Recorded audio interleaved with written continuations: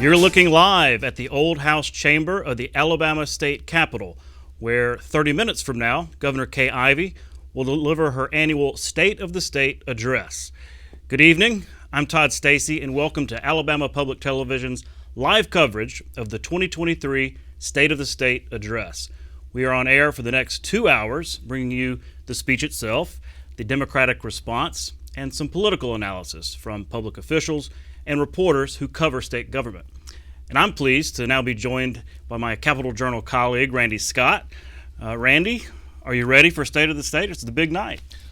Ready or not is here. So I always tell people, they ask us, well, what do you do when they're not in the State House and the session's going on? Well, quite frankly, they're usually always here handling some business. The difference is now it's in earnest. The gavel dropped, and it dropped earlier today. Action's about to start, and boy, is action about to start because they've already hit the ground running. That's right. The House and Senate actually started the session today at noon under the Constitution.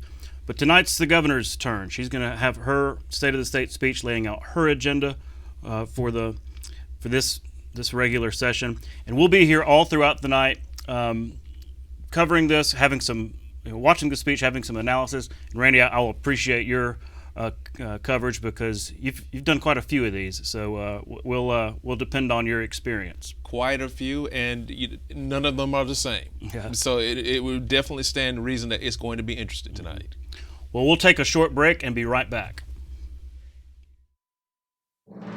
You can watch past episodes of Capitol Journal online at video.aptv.org. Capitol Journal episodes are also available on APTV's free mobile app. You can also connect with Capitol Journal and link to past episodes on Capitol Journal's Facebook page. And you can listen to past episodes of Capitol Journal when you're driving or on the go with Capitol Journal podcasts. Keep up with what's happening with Capitol Journal.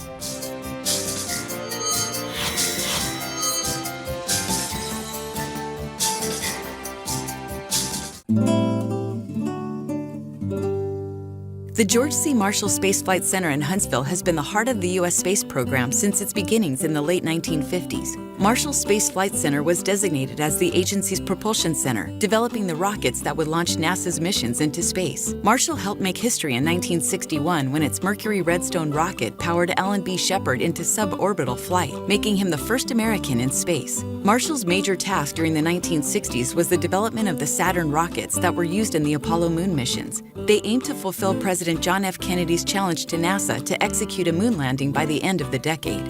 Saturn V rockets powered each of the 13 Apollo missions launched between 1967 and 1973, including the first moon landing on July 20, 1969. Marshall also developed the propulsion for the Space Shuttle program and is currently integral to the science and life systems on the International Space Station and the lead center for the Space Launch System development. You're watching Alabama Public Television.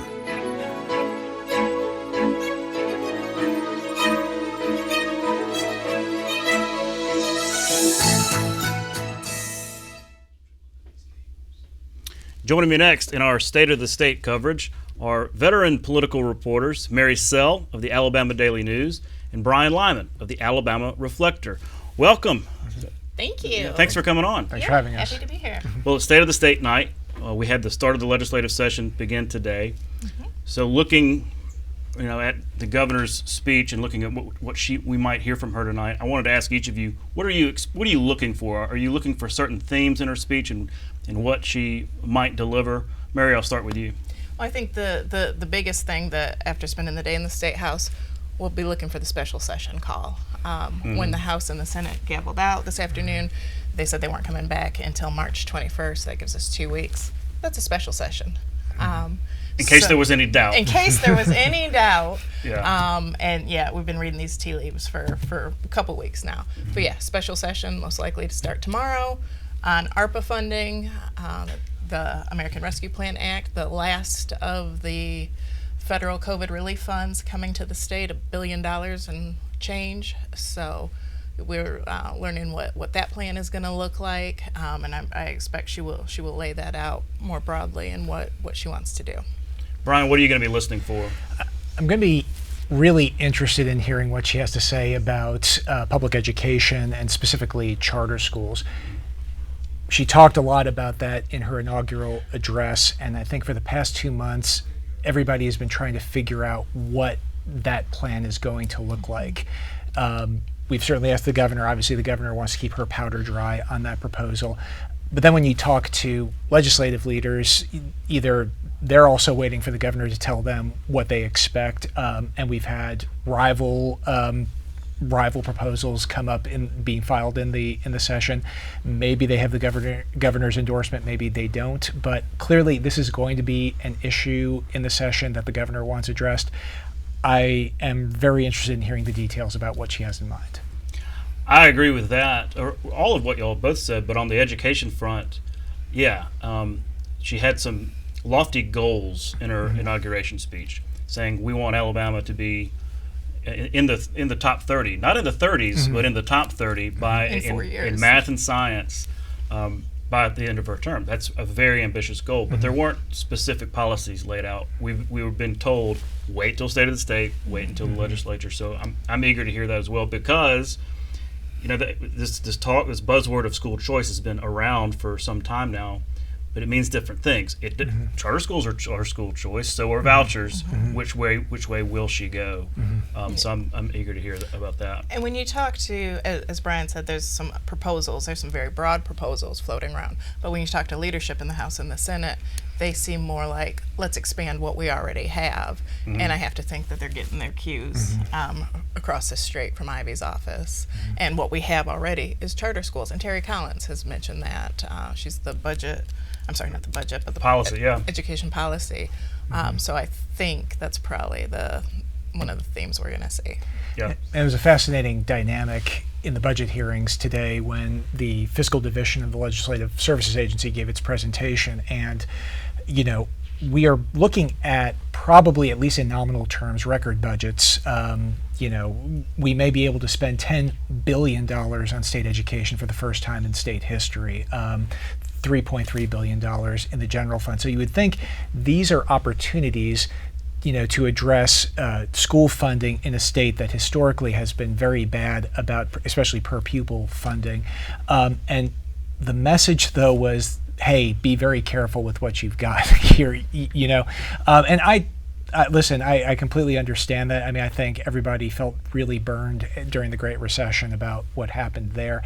I was more surprised at it struck me as notable just the urge for caution when you're dealing with these record budget revenues, especially like in a state that has historically just struggled so much with just basic public education. Yeah, that has been a theme.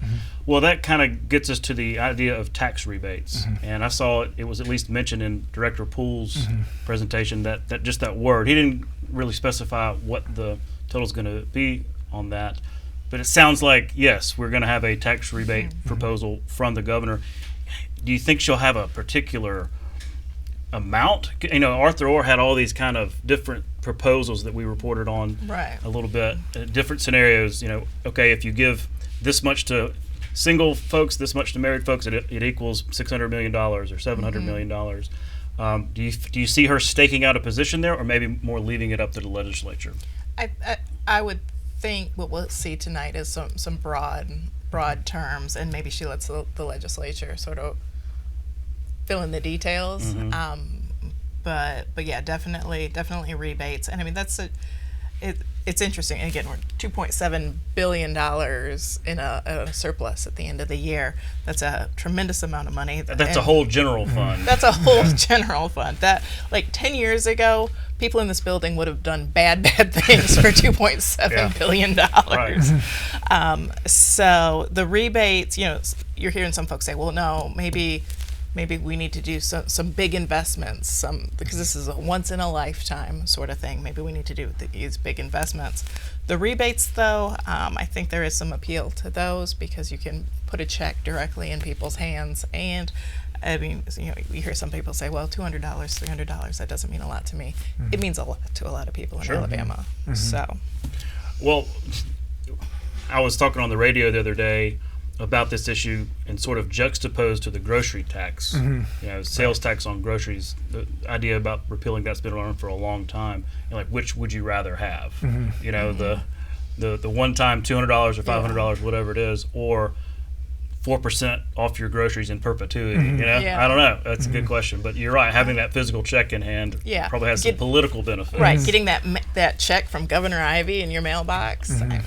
Right. Yeah. Not too bad. Brian, what are you hearing about tax rebates? I know it's going to be rebates, but it really is up to the legislature to decide how big that's going to be. I mean, the smart thing for Ivey to do would be to just throw a number out and just let the legislature figure it out. And that way, she can say, look, I wanted this amount of money for you, and either the legislature under-delivers, delivers, or over-delivers. In any case, she will come out looking good in that regard. But on that grocery sales tax, that would really be. It's not a sexy it's not a sexy plan necessarily. But when you talk about saving people money, like on their groceries, I mean, like especially in an era of inflation, I can't think of a better, more ambitious goal to have than to take that off. And I feel like too, especially, I wrote a whole column about this, so that's where I'm coming from here. But it really is. We've talked for years about getting rid of this, and the issue has always been how are we going to replace that revenue.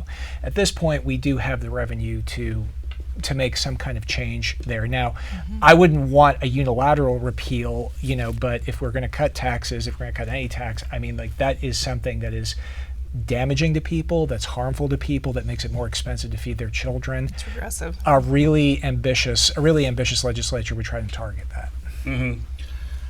Once again, you're looking live at the Old House Chamber of the State Capitol, where in a little less than 20 minutes, Governor Ivey will come through the doors, take the podium, and address the growing number of lawmakers and other officials gathered there to hear the state of the state. Yeah, and that's a good point about the grocery tax thing, because what are your goals? Is a rebate an economic game changer for a family, whereas grocery tax in perpetuity down the road. So I'm curious how Republicans, because I think Representative Leader Daniels on the Democratic side has been pretty clever about this, saying, look, let's just do a pilot, let's do a holiday to test the waters, because the argument has always been, well, you're going to take money away from the Education Trust Fund. Nobody wants to be attacked for cutting education. So he's like, well, let's prove it. Let's do one holiday, one June, and then the next June, compare the numbers. I think that's, so I'm curious how Republicans kind of respond to that. Have you heard anything from the majority side? No, but I think when you start talking about rebates or grocery tax, you also have to factor in, there are some other tax cut bills floating around. Arthur Orr has filed a few today, one for taking a little bit off for retirees, one for income tax for lower income people, taking a little bit of the income tax off. So I think that's where Republicans are going to go. Let's do this income tax. Let's help the working lower income folks out, and then they get to also have cut taxes. You cut taxes.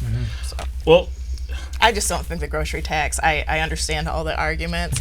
I just don't see it moving. I think what's really striking to me is we may just do rebates because at this point that's all you can sell to everybody in the Republican caucus. We do not, unlike previous years, we do not have an agenda for the House Republicans, like where they're going to pass this, and this. I mean, they may just simply be testing the waters with their caucus too, just to see what they can and can't do with this huge crop of freshman legislators. Sure.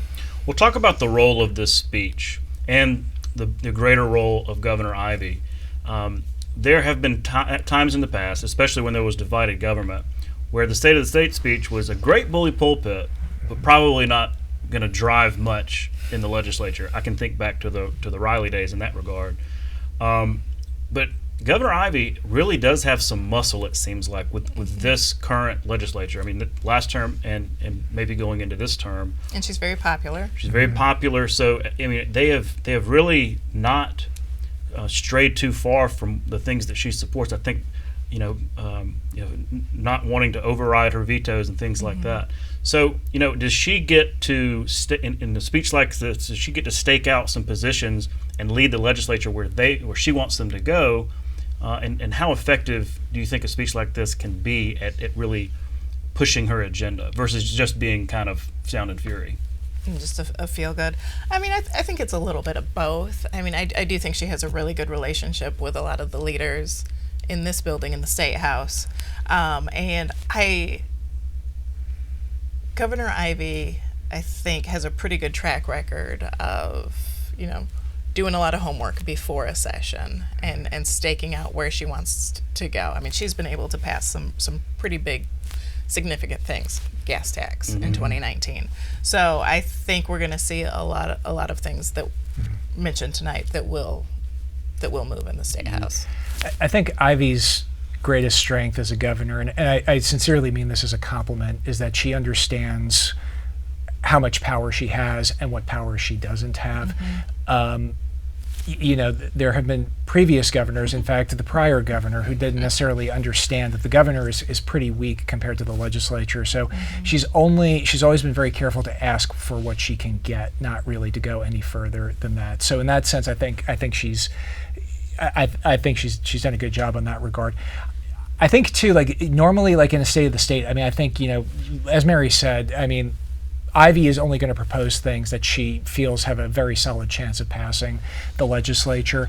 With this new crop of legislators, I mean, there could be more agenda setting than normal. But again, when you get down to it, it's the legislature that has the power. So it'll all be a question of whether they're willing to follow her where they lead, or where she leads, or if they just want to go down a new path.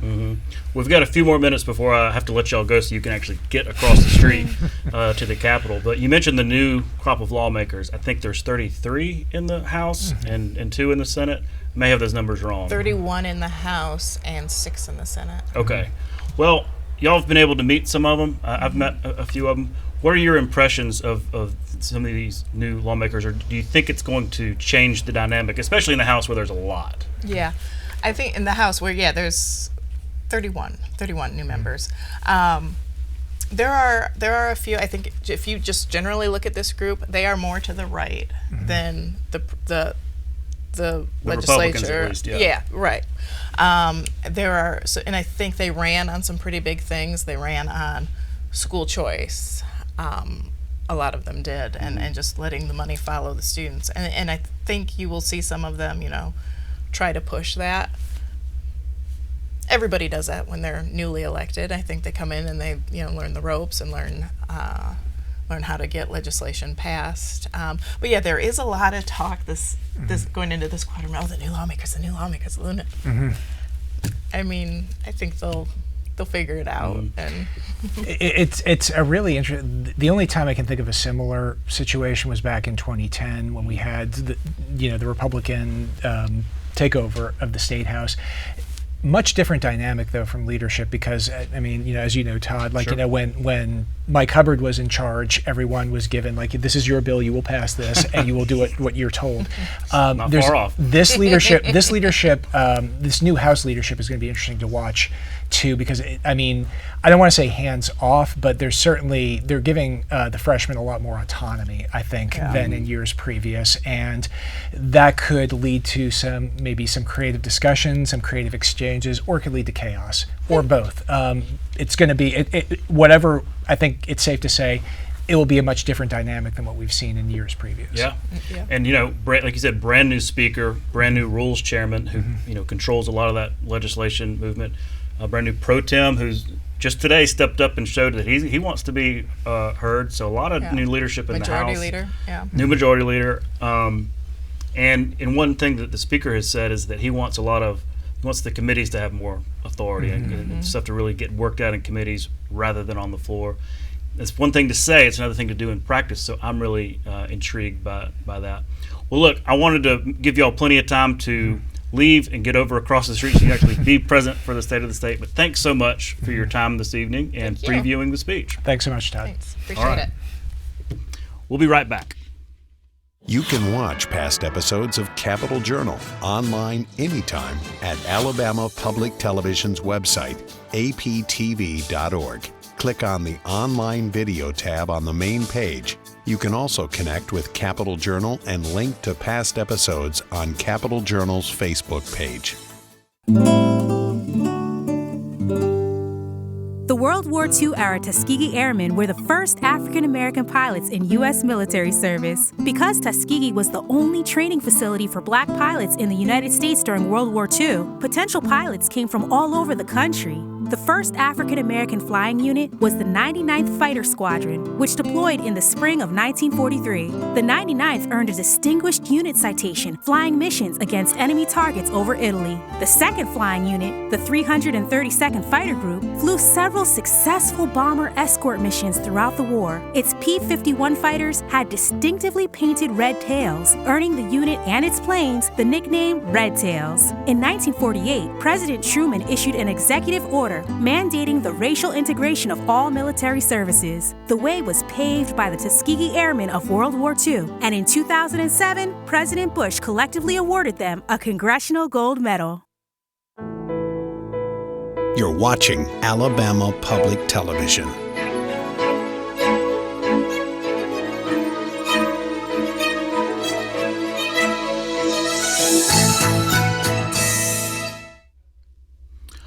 Once again, you're looking live at the Old House Chamber of the Alabama State Capitol, where in about 8 minutes, the scheduled time of 6 p.m., Governor Kay Ivey will enter the chamber, take the podium, and deliver her State of the State address.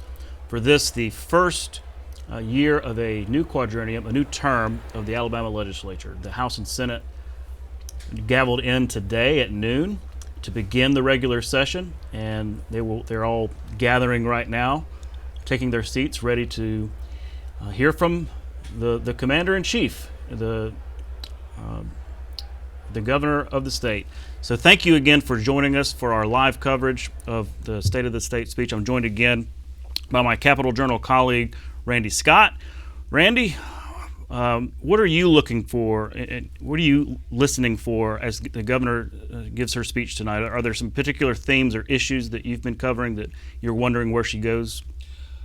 I want to hear about money, because that seems to be the topic that a lot of people are talking about, whether it's the general fund budget or education trust fund budget or the ARPA funds, which more than likely this is what the special session is going to cover, because a lot of people want to know Alabama, and she'll probably mention this because in terms of status, Alabama's doing pretty good. Both budgets are great.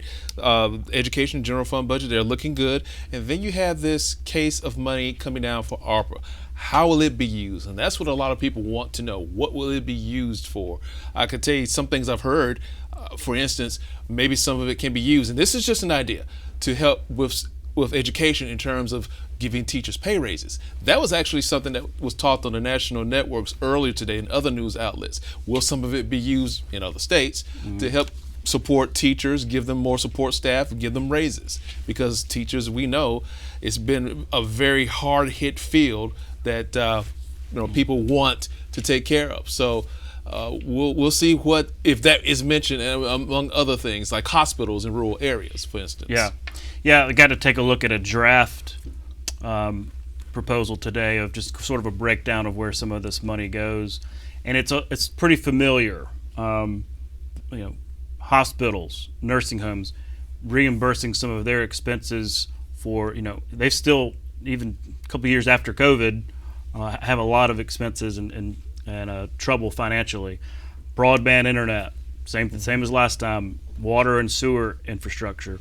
One thing, though, that we heard that I've been hearing from Democrats in more rural areas, not just Democrats, Republicans too, is when it comes to water and sewer, don't just spend it in the rural areas, but also in the urban areas, the cities that, like Birmingham, like Huntsville, like Mobile, who have had serious storm drainage problems. So I'm curious, once the bill comes over to the legislature, whether that conversation, how far that gets. Because if you think about it, some of these systems are connected. So if one section isn't working, it's going to make a backup for another section. So it pays, no pun intended, to make sure you take care of it from an urban city setting to more rural areas, because in all, it's got to come out somewhere and go somewhere. You don't want any disruptions that would clog up the system. Mm-hmm.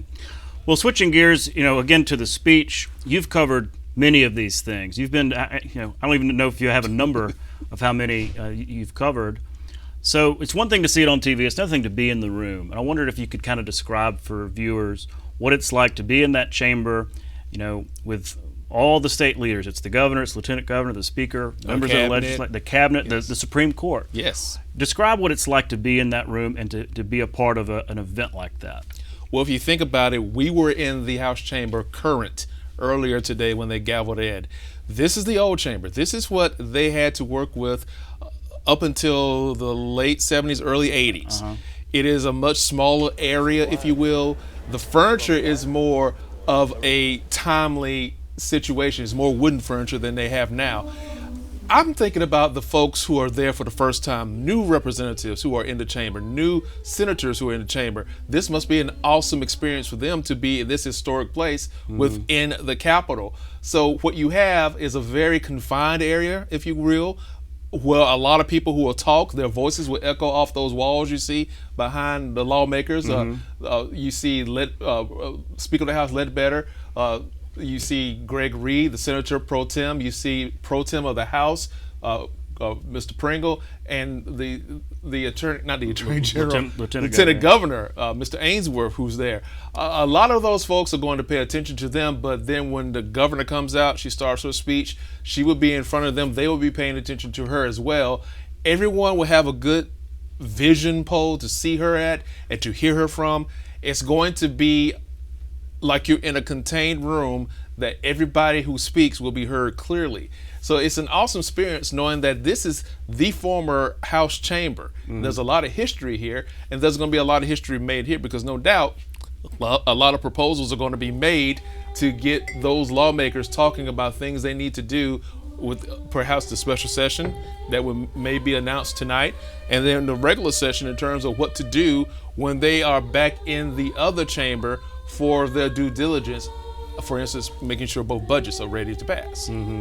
Looks like they are either saying the pledge or listening to the anthem. It must have been the anthem because they're applauding, because that was quite a long time to have hands over hearts.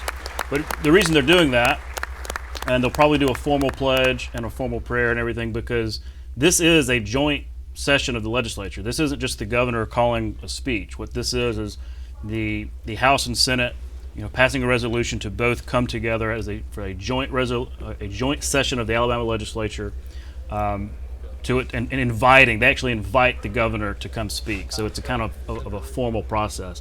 And yeah, you mentioned there's on the far left, that's Representative Chris Pringle. He's the brand new House President Pro Tem, or Speaker Pro Tem rather. He's from Mobile. Speaker Ledbetter, brand new elected Speaker. Lieutenant Governor Will Ainsworth.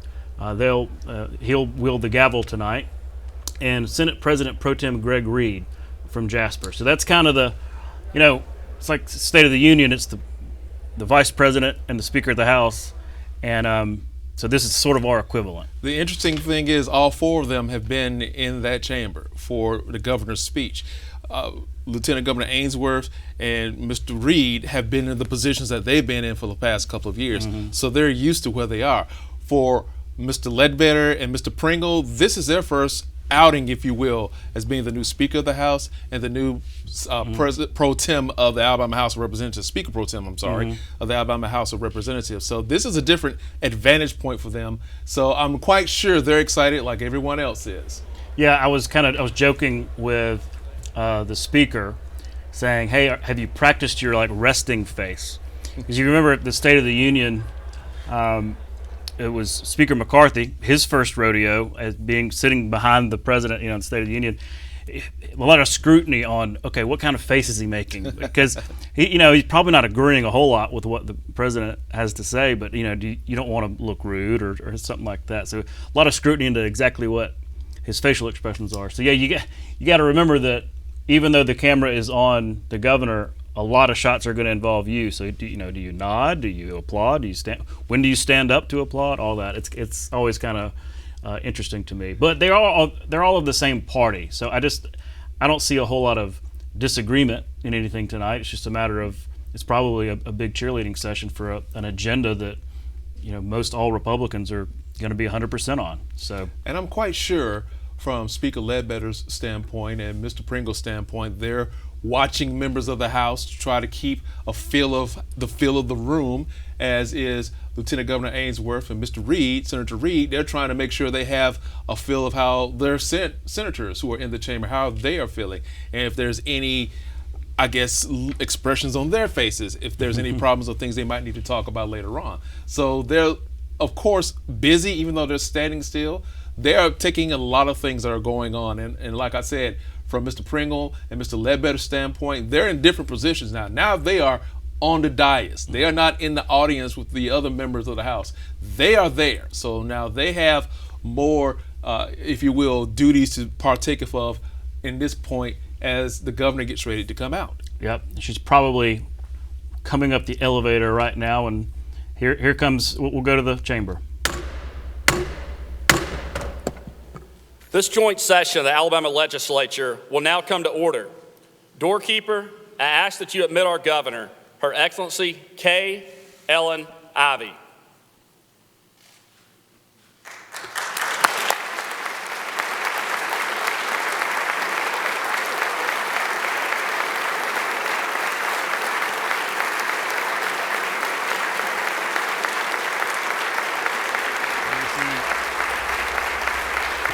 There you see Governor Ivey entering the chamber.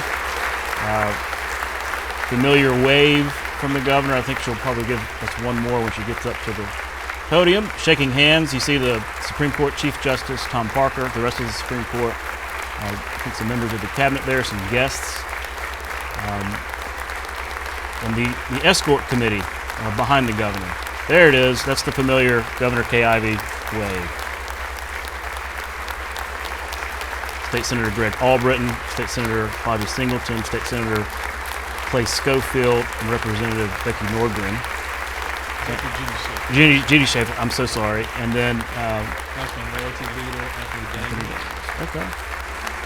And State Representative Danny Garrett. He is the chair of the Education Trust Fund budget in the House.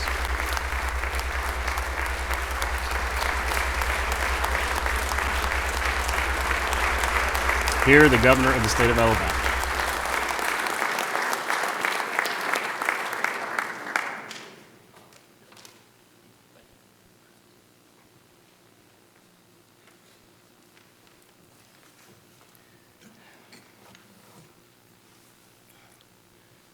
Lieutenant Governor Ainsworth, Pro Tem Reed, Speaker Ledbetter, Speaker Pro Tem Pringle, members of the Alabama Legislature, justices of the Alabama Supreme Court, distinguished guests, and my fellow Alabamians. As we begin the first legislative session of this new four-year term, I'm especially proud to be joined by so many young people from around our state, including Livingston University's charter school and Northeast Alabama Community College. Thank y'all all.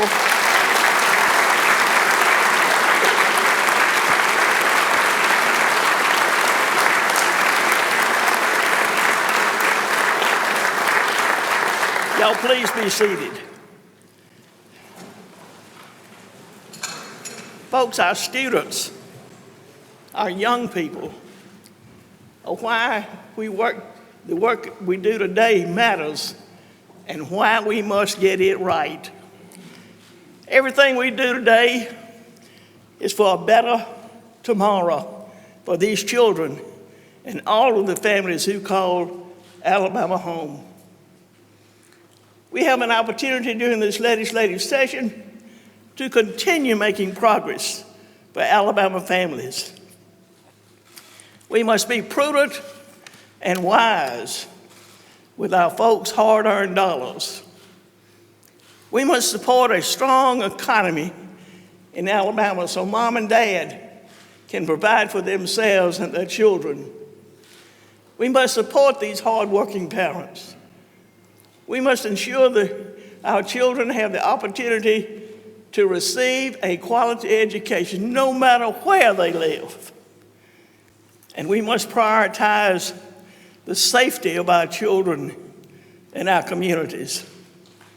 I believe Alabama can accomplish these goals and more because we believe in the power of strong families. Ladies and gentlemen, we have a lot of work still ahead. But as I've said and said many times before, I'm confident Alabama's best days are still in front of us.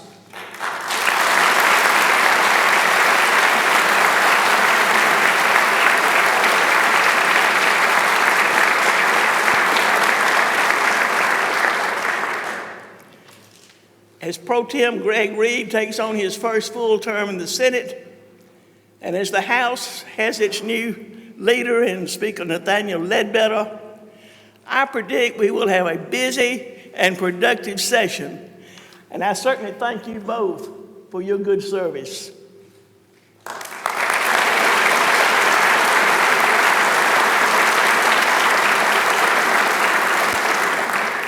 I know at the end of this session, we will have made great strides for the 5 million Alabamians who call Alabama their sweet home. This evening, I am proud to offer a report on the state of our state. Folks, Alabama is thriving. It is filled with immense opportunity and endless possibilities. Alabama's budgets are strong. And folks, that's not by chance. That is because together we have taken a fiscally conservative approach to budgeting. We fully funded our rainy day accounts, paid down our debts, and made robust investments that are paying the long-term dividends for our people. We can be very proud of the fact that during my time as governor, we have not once used the word proration.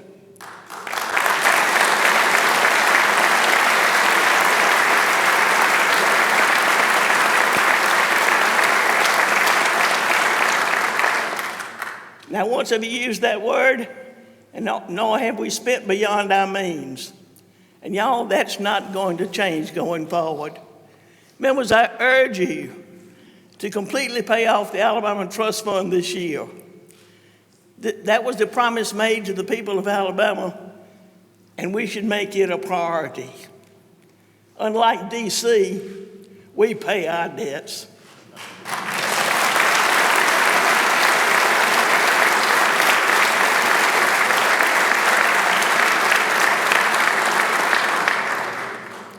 Alabama's financial footing compared to other states across the country is solid. And on top of that, Alabama has one of the lowest overall tax burdens in the nation and one of the very best business climates. I urge each of you, especially our new members, to continue being wise and responsible with our people's hard-earned money. We are once again tasked with allocating our taxpayers' dollars that are part of the second round of the American Rescue Plan Act from Congress. And I'll say again, this is not free money, and we must invest these one-time funds wisely. Last year, thanks to you, members of the Alabama legislature, we put these dollars to work, meeting some of Alabama's biggest challenges. And I commit to the people of Alabama, we will once again take a smart approach and put it towards major and needed endeavors like expanding broadband access, improving our water and sewer infrastructure, and investing in our health care, including telemedicine.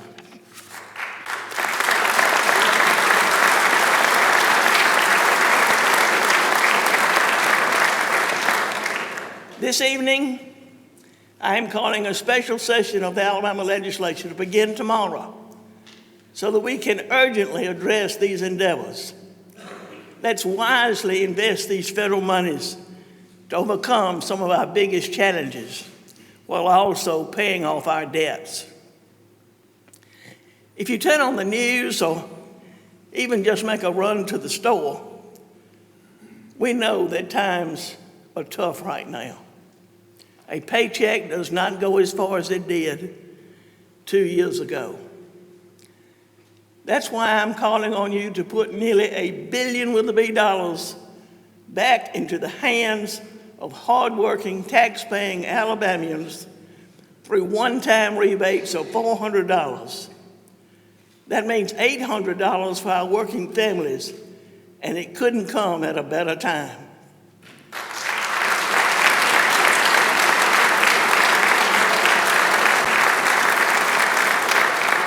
Folks, this is the people's money, and it's only right, while still acknowledging we are recording revenues far exceeding normal and sustainable levels, that we give a fair share of this money directly back to the people of Alabama.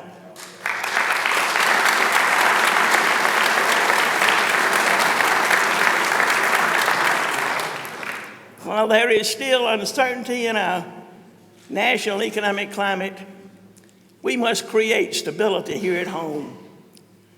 Our stability begins and ends with our small businesses, the backbone of our state's economy. We will reduce the financial load shouldered by our small businesses by lowering their monthly prepaid sales tax burden. This will positively impact thousands of small businesses across the state. During my inaugural address, I promised that we would reduce burdens holding back our businesses with the goal of cutting regulations by 25% over the next 2 years. I'm proud to share with you all that tomorrow I will sign an executive order to cut red tape so that our businesses are not held back but can thrive. As I like to say sometimes, the best thing government can do is just get out of the way.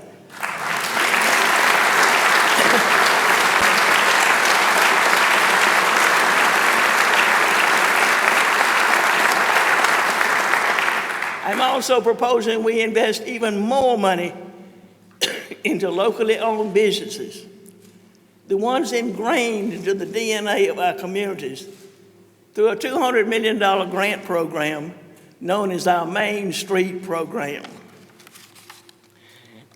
These competitive grants will help revitalize our small cities and towns. When folks think of main streets, they should think of rural Alabama. I am proud of the successful track record we've had in recruiting business and industry to both the rural parts of Alabama and the larger cities. Since I've been governor, more than $42 billion with a B dollars have been invested in our state, which has created some 78,000 new jobs. For most of those, we can thank the Alabama Jobs Act. And any good coach knows when you have a play that's working, the team needs to keep running it. So today we have to look ahead and create an economic development strategy for the 2030s. I assured you we would have a winning game plan here at home. And tonight, I'm calling on you to get behind our playbook for economic success, what I am calling the game plan. We will ensure stability and growth by renewing and improving the Alabama Jobs Act and the Growing Alabama Act. We will create a promising future by investing in large shovel-ready sites and take steps to accelerate their development. We will spur innovation by stimulating the creation of high-tech jobs, sparking growth in rural areas, and supporting entrepreneurs and small businesses. And lastly, we will build confidence by increasing transparency in our incentives program. Y'all, Alabama is working. Let's keep it that way.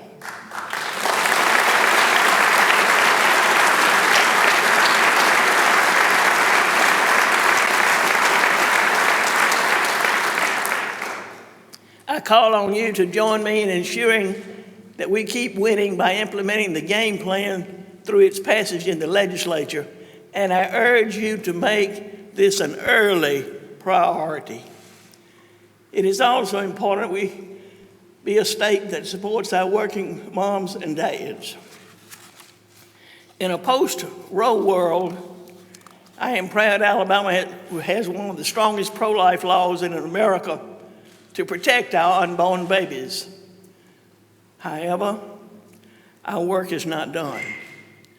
We must also support parents, whether they're looking to adopt or need child care, so they can put in a hard day's work to provide for themselves and their children. We must ensure our children have the opportunity to receive a quality education. Improving our children's educational outcomes is my top priority and will continue to be over the next 4 years.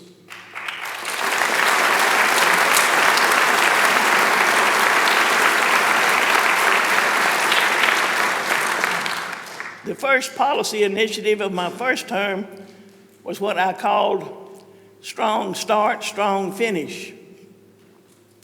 Our groundwork positioned our youngest learners to receive a sturdy foundation, ensuring their strong finish when they entered the workforce.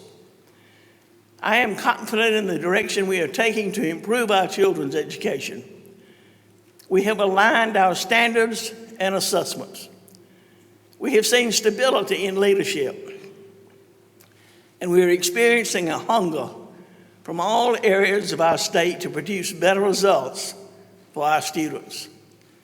That's why I believe we will make tremendous improvements in the area of education, so Alabama ranks among the top 30 states in reading and math by the end of my term as governor.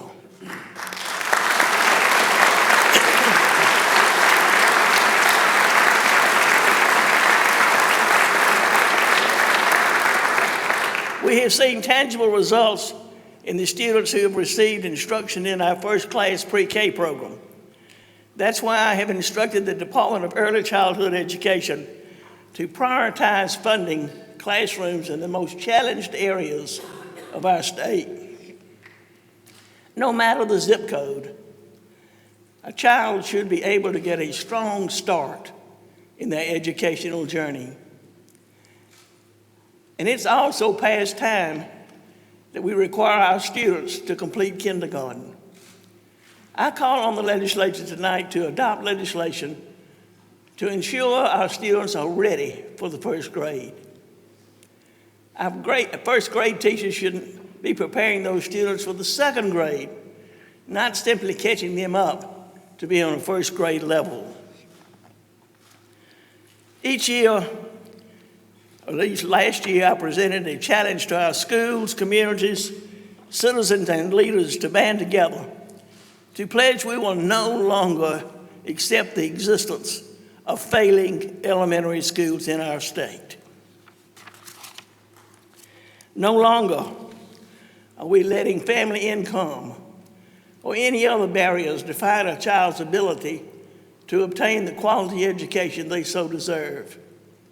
Instead, we are tackling these critical issues head-on by taking an individualized approach, examining and acknowledging the specific needs of each school, and providing crucial resources to disadvantaged school systems. I am proposing we continue funding this strategic vision to find new, personalized ways to solve old problems, ensuring every Alabama school is a successful one. Through the numerous Alabama Literacy Acts, we are putting a renewed emphasis on the fundamentals of education, reading and math. The full implementation of these will be key to our students' success. In my budget proposal, I'm including increased funding for more reading and math coaches so we can ensure every child in every school has the ability to be proficient in these two essential areas. We are also continuing and strategically funding after-school programs. We're doubling our funding for computer science education in Alabama. We are working to increase our labor force participation rate by eliminating any and all barriers to enter the workforce. Today, there are needs in industries across the board, one of those being teachers. My goal is to have the starting salary for all Alabama teachers to be the highest in the Southeast by the end of my term.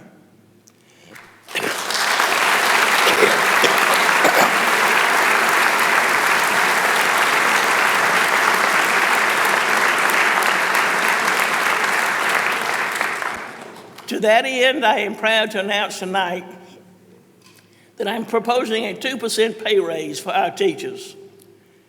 I want Alabama to be aggressively working to recruit, retain, and prepare the teacher of tomorrow.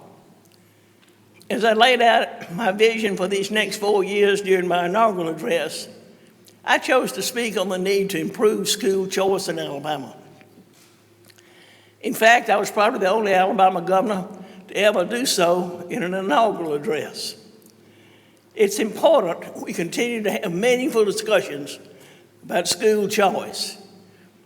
That must begin with improving the school choice we already have, charter school options, and the Alabama Accountability Act. I'm proposing we provide startup funds for charter schools and make needed reforms to the governance of the Charter School Commission in order to create better accountability. These actions will allow more charter schools to form and to ensure high-quality education and ultimately create more choices for parents. Alabama also continues to support destination magnet schools, including the Alabama School of Cyber Technology and Engineering, the Alabama School of Fine Arts, and the Alabama School of Math and Science. All are excellent options, and they are most certainly a part of what school choice means in Alabama. In order for Alabama to be innovative tomorrow, we must be innovative in how we teach our students to learn today. It's schools like these that immerse them into subject areas like computer science or writing or even ballet. I announced the creation of the Alabama School of Cyber Technology and Engineering during my first State of the State address in 2018. Now tonight, I am proposing we establish the Alabama School of Healthcare Sciences to address the growing healthcare worker shortage we are predicted to experience in the coming years. This new healthcare high school, to be located in Demopolis, will offer an innovative curriculum for 9th through 12th grades, exposing them to a diversity of STEM and healthcare opportunities, as well as hands-on clinical training experiences. Y'all, when these students receive their diplomas, they will be ready to fill a broad spectrum of healthcare jobs or pursue a higher education. I'm a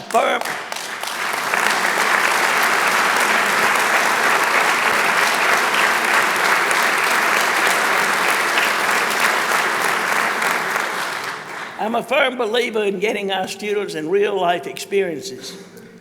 In this modern economy, I also value STEM education, and learning must not stop at the classroom door. Coach Saban has said before that while there are many trophies and championships in the game of football, the most life-changing achievement is getting an education. I could not agree more, Coach.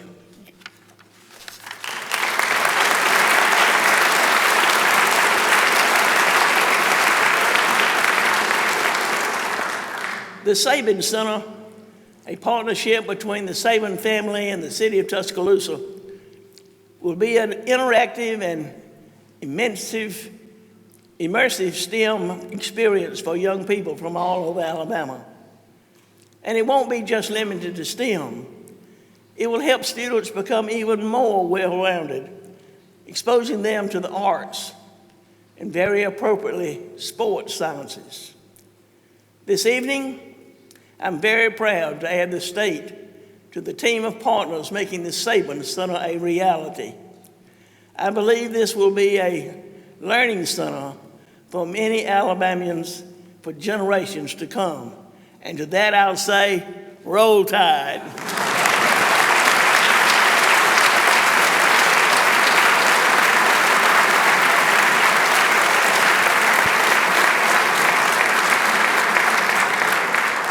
This evening, I am thrilled to be joined by Terry Saban. Terry and Coach Saban are incredible partners to our state, and I am very proud to join you on this venture. Ms. Terry, we are all honored to have you here tonight. Would you please stand and be recognized?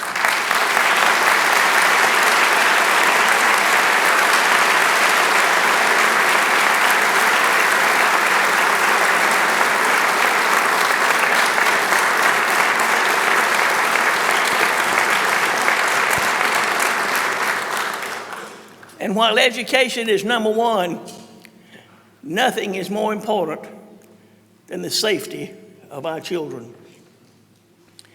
Since 2018, we've invested over $126 million in school safety and security. We must continue to do that in this legislative session. Ensuring safety in our schools also means caring for the mental health of our young people. We're making tremendous strides to put a focus on mental health care in Alabama through our investments and our actions. Unfortunately, we have to worry about the safety of our children in so many more ways today, including by dangerous and lethal drugs like fentanyl. That's why I'm instructing Aaliyah to make combating this drug the top priority of our Alabama Drug Task Force. And tonight I'm also urging you, our legislators, to pass House Bill 1 so I can sign it into law as soon as possible. By doing this, we will put any traffickers of this deadly drugs behind bars and keep them there.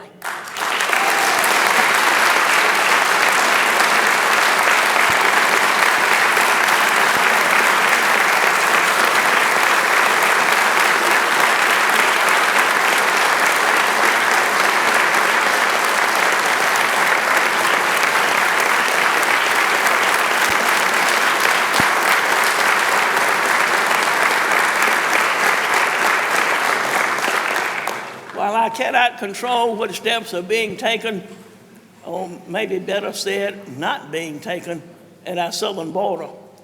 I can do everything in my power to stop this drug from being a killer in Alabama. Here in our state, we have and we will always back the blue. And that means standing behind the men and women who serve Alabama as corrections officers. That is a tough and too often thankless calling, not just a job. And we must continue to make increasing their salaries and benefits a priority. Here in Alabama, we are also proud to support the men and women who serve in our nation's military. Let's all of us in this room tonight continue working to make Alabama the most military-friendly state in the nation and find ways to support our servicemen and women employed abroad or here at home. Alabama is blessed with an abundance of outdoor recreation opportunities. From our scenic mountains and lakes to our lowland forests teeming with wildlife, to our sandy beaches and Gulf seafood. Each year, thousands of tourists travel long distances to share in our quality of life. But that's not all. Alabama's beauty and opportunity are a natural advantage in recruiting and retaining new generations of highly successful workers seeking the best balance of life for their families. They're discovering there is no place like Sweet Home Alabama.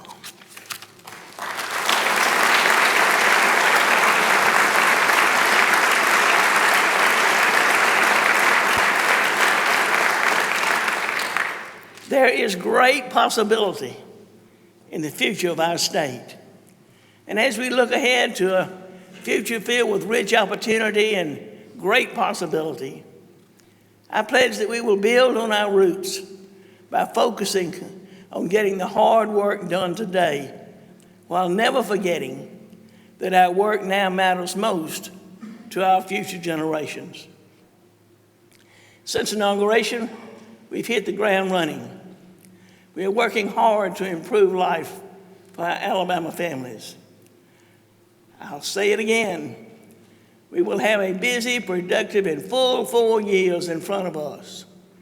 Let's work together, and let's go to work.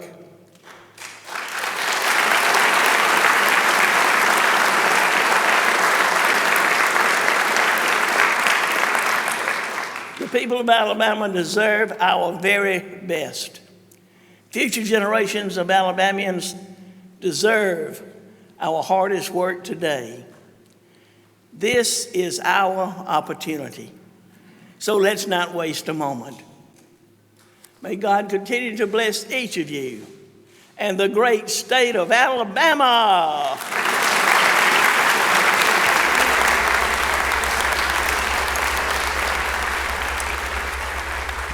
There you have it.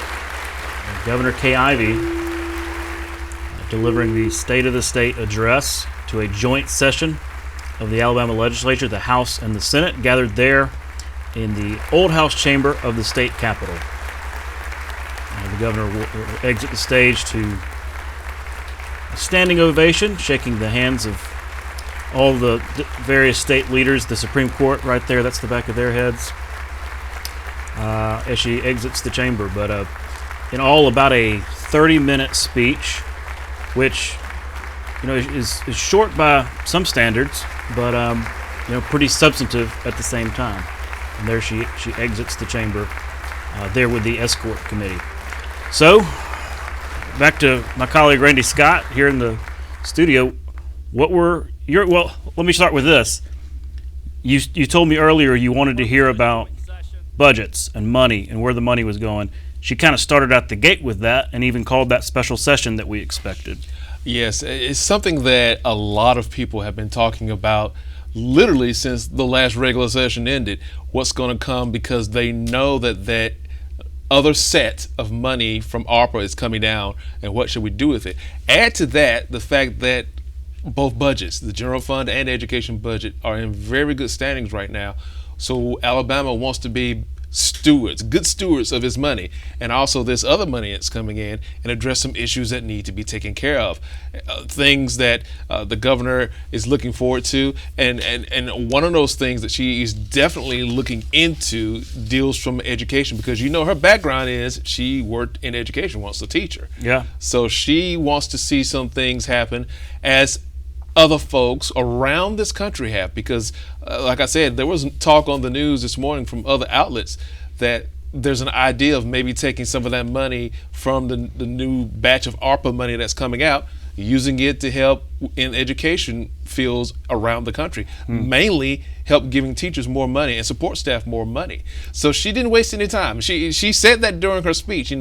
I've not wasted any time, come out the gate working. So has the legislature. They've also come out the gates working and running as well too, wanting to get ahead of the curve and get some work done, because there's a sense of timing is of the essence. No wasting time. Let's get to work. And again, you have new members in the House, new members in the Senate. They want to get to it too, because I think they're eager to get to the work of the people and get it done. Yeah, and I got to give our colleague Karen Goldsmith credit on this. When we were having our discussion yesterday, talking about what are you looking for in the speech, she called it. She said she's going to use the line, "Let's get to work," and she kind of closed out her speech with that familiar motivation to the legislature. We're here to work. We're here to get down to work. So shout out to Karen. And I know some people probably waiting for her to say, ain't no step too high for a high step, but she didn't. But she's always one to have some colorful words to help inspire people to do better, to get them underway. And like she said, it's time to go to work. It's time to shoot out the gate. House, Senate, my administration, everybody wants to go to work because this is for the people of the state of Alabama. I do want to follow up on the education topic in just a second. Just to remind our viewers, we're going to have the Democratic response from State Representative Barbara Drummond of Mobile here shortly. But I wanted to get back to the issue of education. I think she probably spent more time on that issue in this speech than any other singular issue. And that stands to reason. It's probably the biggest thing that the legislature does. But what were your reactions to some of those things? We were talking earlier with Mary and Brian about, okay, school choice, how far will she go? It sounded like definitely yes on charters, more funding for charter schools, regulation changes for charter schools, but not this whole hog voucher education savings accounts, right? She talked about school choice, but didn't go as far as some have gone in that big, basically where parents are allowed to keep $5,000 or $6,000 of their income tax and put it toward whatever school, private, charter, what have you. So I think that's interesting. She staked out ground on school choice, but did not go as far as some in that movement are wanting her to go. It's been a big point of contention for the last few years. And a lot of people would like to see some more clarity. Okay, what can we do? What can we not do? What should we do? What shouldn't we do? Because it's a noble idea to help improve education or give people more of an understanding of what can they do to help their kids get the best education they can. But there was always the cloud and confusion of, okay, are we going to allow the money to travel here, or should we set up more regulations to make it a more streamlined system?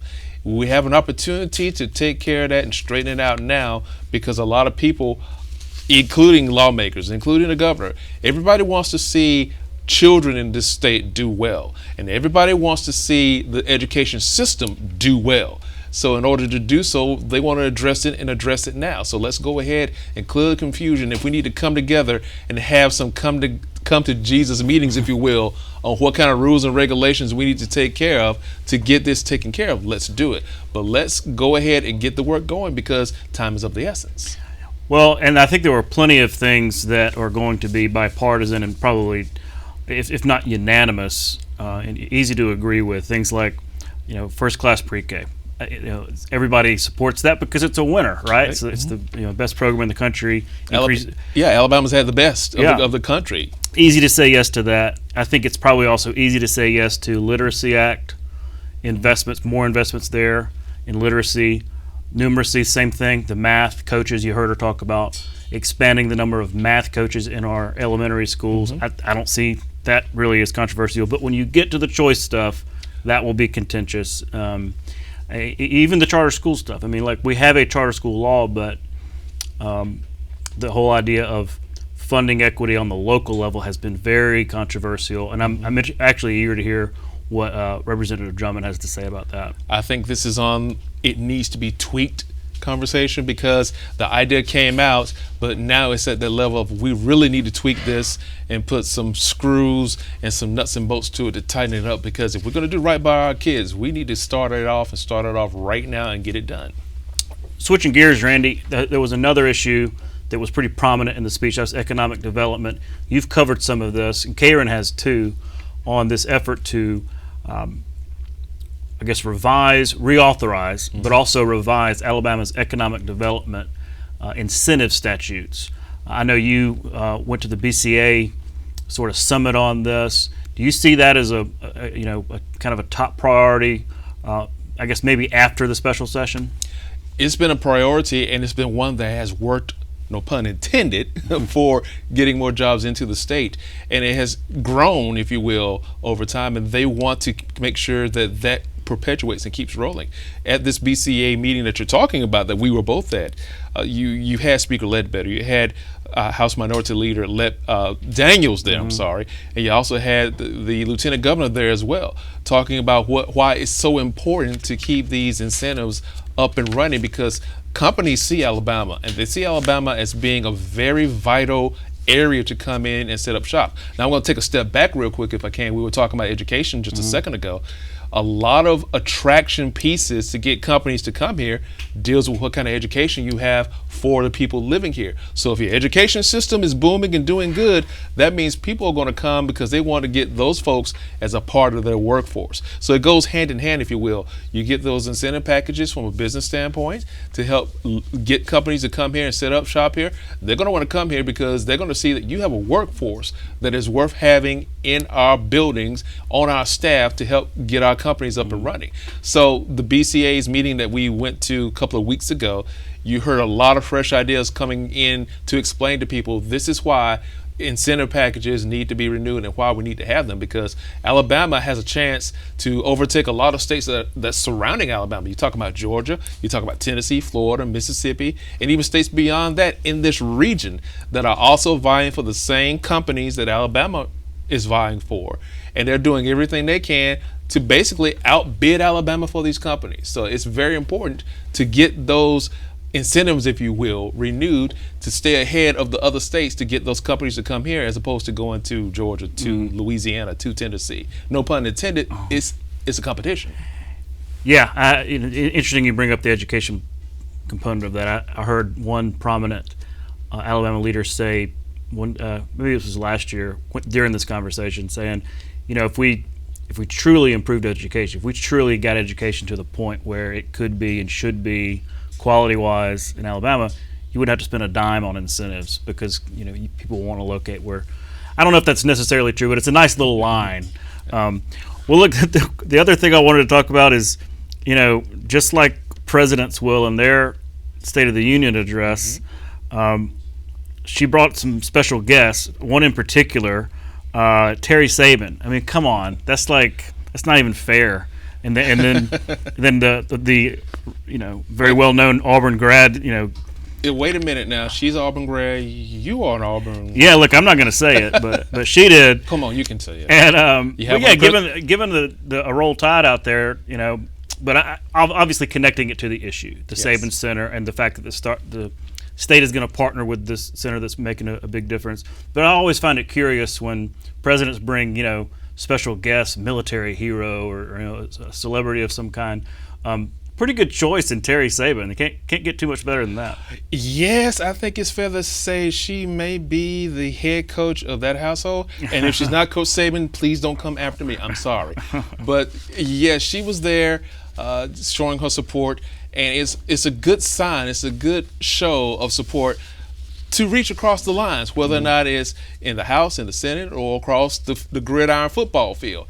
What you can do to help people throughout the state makes the state a winner. So to see that happening, and yes, she did say Roll Tide, it was definitely a moment for the state. That's right. I think the news might run that a couple of more times up there in Tuscaloosa. And then the fact that you're wearing a crimson tie.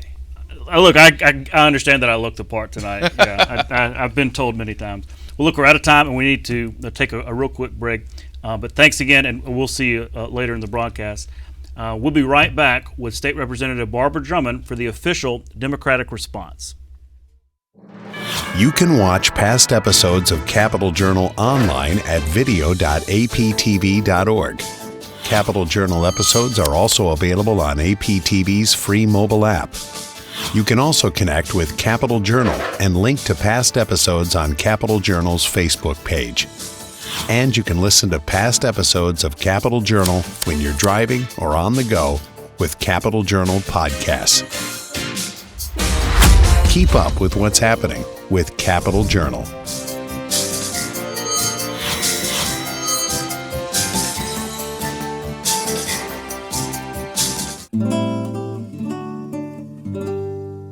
From 1820 to 1826, Cahaba was the first capital of the state of Alabama. The capital city was located at the convergence of the Alabama and Cahaba rivers because Governor William Wyatt Bibb had arranged for a free gift of land for that purpose from the federal government. An ancient Indian earthwork was found on the site, so the governor reused it as a dramatic centerpiece for the town plan. The sale of lots in Cahaba built the state treasury for the new state and paid for the first state house. Soon the frontier capital had 2 newspapers, numerous businesses, a theater, and nearly 1,000 inhabitants. Despite the loss of the capital to Tuscaloosa in 1826, Cahaba as a county seat grew into one of the wealthiest communities in the nation and did not become a ghost town until well after the Civil War. Cahaba was added to the National Register of Historic Places in 1973. Today it is known as the Old Cahaba Archaeological Park.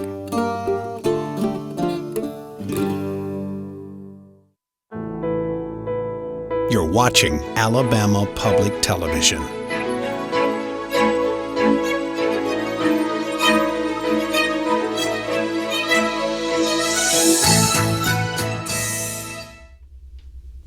Joining me next for the official Democratic response to the State of the State is State Representative Barbara Drummond from Mobile. Ms. Drummond, thanks for coming on the show and thanks for agreeing to deliver the official Democratic response. Well, thank you for having me. I really do appreciate it. So let me ask you, we kind of watched the speech together. You got a somewhat advanced copy. What is the Democratic response to the governor's speech? Well, I really want to commend the governor. There are things in her speech that obviously I think that Democrats and Republicans can be able to work together on. And namely, some of those things that are education, like we have a world-class, I say world-class, I don't say, pre-K program. Mm-hmm. I think that's one of those initiatives that we will be able to agree upon that we need to fund. But in looking at everything that she presented, and there were things that I was sitting there cheering, saying, yeah, Governor, that's what we want to do. One of the things was about having children prepared before they go into the first grade, which means she's talking about mandatory kindergarten. And we've got one of our members, Representative Peblin Warren, who's going to bring that piece of legislation. One of the things I think that was really, really resounding to me, and I was so happy to hear the governor talk about, because she has education as a priority, and for Democrats, we too have education as a priority. But I always sit back and say it's always in the eyes of the beholder. We all want a great education system, but how do we get there is where the divides sometimes come. And there were not many divides here. Like I said, she just pushed a Democratic bill from one of our members, which is our mandatory kindergarten bill. But when I started looking at other initiatives that in education, when she started talking about charter schools, I am not against charter schools. I'm against it. I'm against taking money from troubled schools to give to another entity, especially a private industry. So when I kept looking at her speech, thinking, where are the details? What are we talking about? Because when you look at charter schools, not all charter schools are doing well. And if there are things that are doing well in a charter school, why don't we transform them into public schools where more of our children are attending? So that's kind of where I am. I look at equity and resources, and she talked a little about that. But I think we know in our system in Alabama, we know what is not working. We know the schools that are not working. We have a failing school list. There will always be a bottom 6%. So I always look at these things and say, if we know what is not working, let's look at the equity and the resources. And then one other thing that I thought was missing from tonight's speech, which is terribly important, and it fits into our incentive programs, that she didn't talk a whole lot about career path in education. Certainly a number of our kids are not all going to college. They're going to go to careers in aerospace or whatever. Our state has done a wonderful job in recruitment, but we've got to start preparing our kids. And I think that we ought to start in middle school, creating a career path, and as well go on through the high school. So those are some things, and I truly believe that for the Democratic response, we believe in education. Education is the thread that will mold all of our communities and mold a success story throughout the state of Alabama. And we've got to look at it in more of a holistic standpoint and stop just throwing things up against the wall. The Literacy Act and the Numeracy Act are two things that we know that is working. But when you say it's working, we've taken those and we have put resources and equity where it needs to be. So we've seen a turnaround. And so when people start telling me about school choice, I talk to a lot of folks.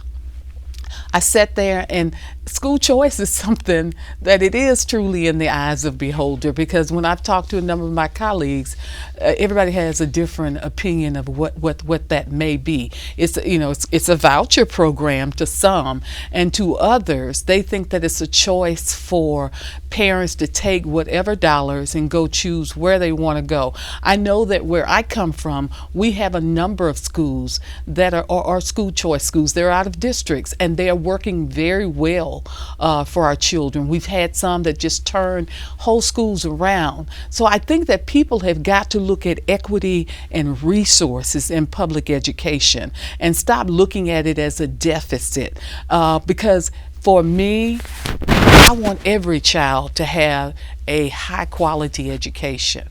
But when you talk about choice, there are some parents who can't make a choice because of life, that they can't make a choice to keep a roof over their heads. So what do you do when you pull all the money out of public education? What happens to the teachers in those schools that you have left?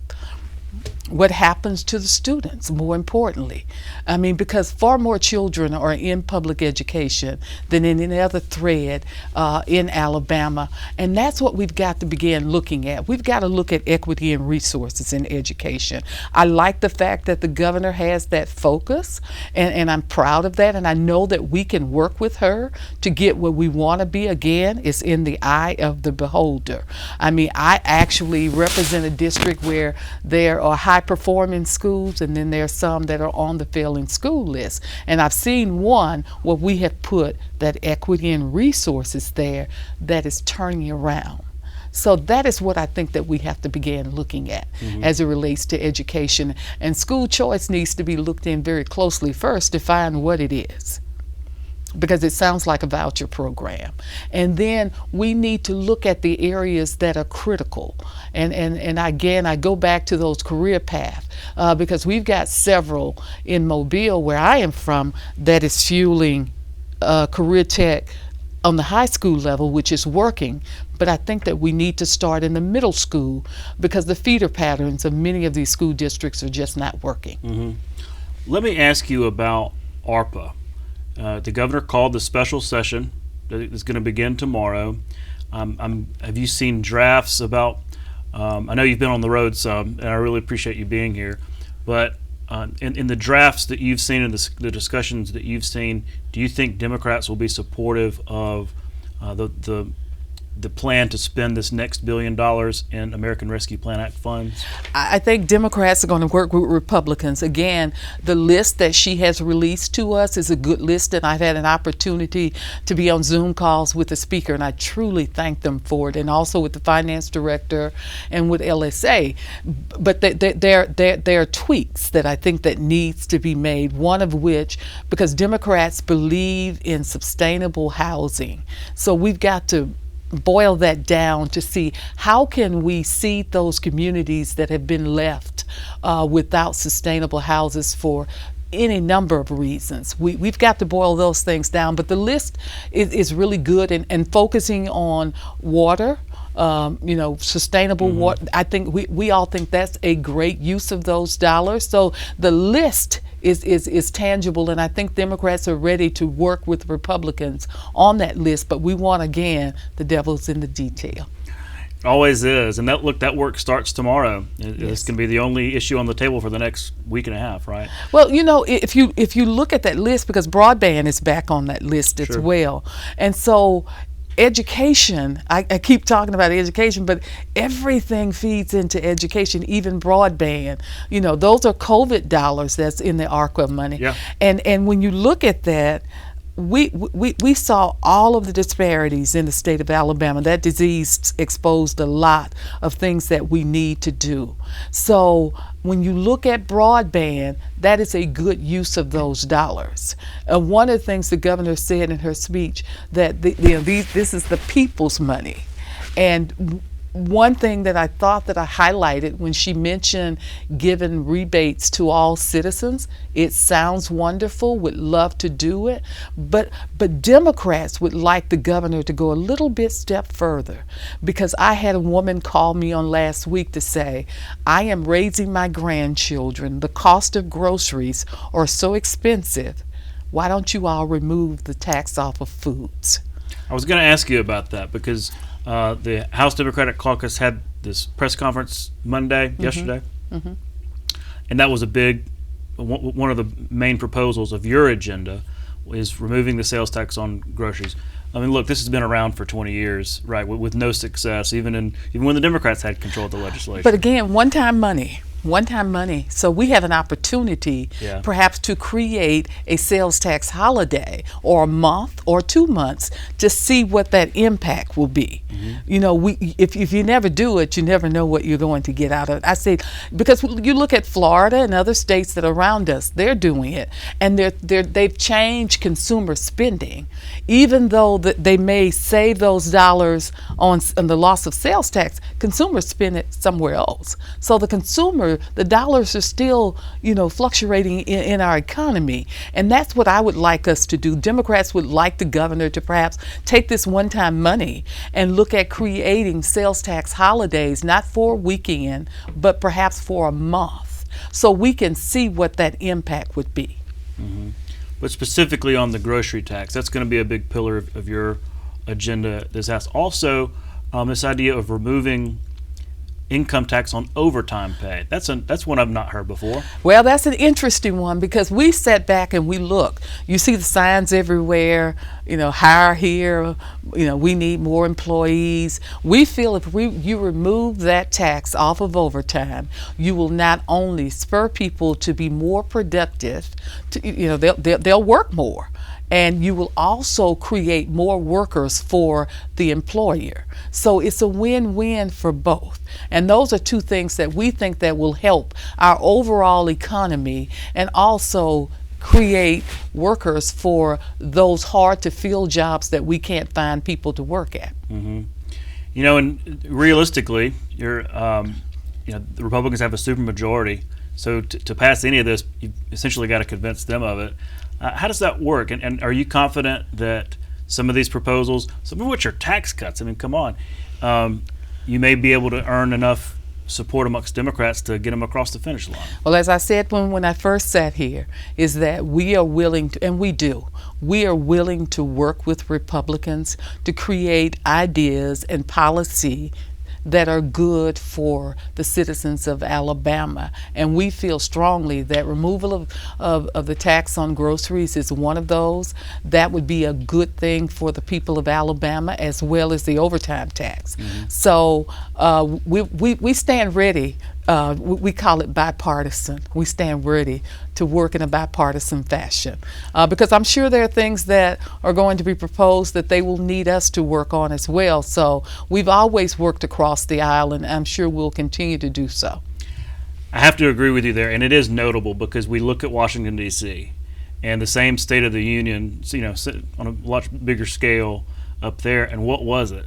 I mean, just people totally yelling. Gridlocked. Well, people yelling at each other and just... Well, no respect. Well, but I don't think you would find much agreement on a single issue. And here you've sat here and said there are plenty of things that you heard tonight that would garner Democratic support. So I do think that's notable and I don't know, a good thing that there's at least effort to work across the aisle and not this just reflexive partisanship. Well, see, one thing in the governor's speech that I did think that she skirted over was health care. And we didn't touch on that. We didn't. Medicaid expansion? Well, Medicaid expansion, but she talked about telemedicine. It's a much more deeper divide than that. Again, we have been exposed to the worst virus in this whole world has. But in Alabama, it has been very impactful. And this is a time, since we have money in our budgets, we need to begin looking at expanding. I don't want to say expanding health care for any race of people, but for the poor people of Alabama. We've got to look at closing the rural health care gap. I was looking at an article the other day that talked about the maternal health rate in Alabama. We now have the third highest in the country. More of our babies are dying. That's because they are not having access to sustainable health care. I mean, the governor mentioned in her speech about we've got the strictest abortion laws. We do. But it's time that we change that, because there are women out there and there are children and women who are dying because we have the highest, one of the highest in the country, meaning these folks don't have access to sustainable health care. It's time that we can stand today hand in hand and change that. Also, when she mentioned about Roe, we can also be one of the hallmarks to at least put exceptions in there for rape and incest. Because these are things that happen. We live in an imperfect world, thereby people are imperfect and people are doing some dastardly things, and those women should not be subjected. So we need to put an exception in there. But health care is a number one thing on Democrats' mind. And because we've seen the detriment in our various communities in Alabama, and it is time that we, both as Democrats and Republicans, stand up and do something about health care in the state of Alabama. It is not only the right thing to do to have a healthy state, but it's also a good business economic engine. I think we may have covered all of your high points, and I really appreciate you coming on to deliver this official Democratic response. We did something different this year. Instead of a teleprompter, decided to just do it in an interview style, make it kind of more relaxing. I think that was interesting for our viewers. So well, I thank you for having me. I mean, I was a little bit nervous because you don't know what to expect. Well, you hadn't read the speech until right then, right? Well, I read the speech about 5 minutes ago, and I just think that we all want good things for the state of Alabama, but I think that we all are going to have to get to work to get there, and we all have a different way of wanting to get there, the strategy. But one thing for sure, I think that we're united on wanting the best for the state of Alabama. State Representative Barbara Drummond, thanks again for coming on, and we'll be right back with State Superintendent Dr. Eric Mackey. You can watch past episodes of Capitol Journal online anytime at Alabama Public Television's website, aptv.org. Click on the Online Video tab on the main page. You can also connect with Capitol Journal and link to past episodes on Capitol Journal's Facebook page. Established in 1953, Alabama Public Television was the first educational television network in the United States. With much of the state struggling to support standalone educational systems, Governor Gordon Persons encouraged the state legislature to establish APT to ensure access to educational television for all Alabamians. Among the early children's programs broadcast in the 1950s was Cabbages and Kings, written and produced by Auburn University. APT soon added programs for elementary schools, teacher instruction, and adult educational programs that were scheduled in the evening hours, along with national programming. Since then, 25 other states have established public television networks, all based on Alabama's model. Alabama Public Television's educational mission and national leadership continue today.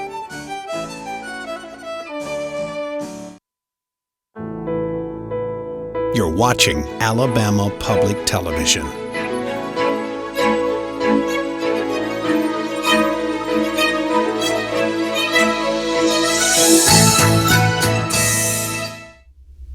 Joining me next in our live State of the State coverage is Dr. Eric Mackey, State Superintendent of Education for the state of Alabama. Dr. Mackey, thanks for coming on the show. Yeah, I'm glad to be here, and especially tonight after a very uplifting and positive speech from the governor.